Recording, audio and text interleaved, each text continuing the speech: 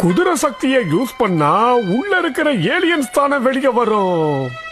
அப்பனா அது நம்ம மந்திரக்கல்ல குறிக்கல போல இருக்கு. நம்ம உடம்புக்குள்ள இருக்கிற எதிர்ப்பு சக்தியை பத்தி சொல்லிருக்காங்க அங்கிள். அப்போ இந்த மந்திரக்கல் எல்லாத்தையும் சரி பண்ணிடும். அப்ப ஜாக்கியையும் சரியாக்கிடும். அந்த மந்திரக்கல் சக்தி தானா? அதை எப்படி யூஸ் பண்றது? எப்படி? ஹச்.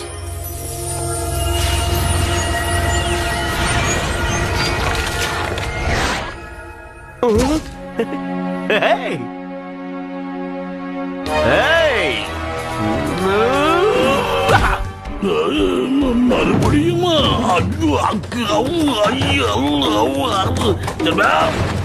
முடியலையே.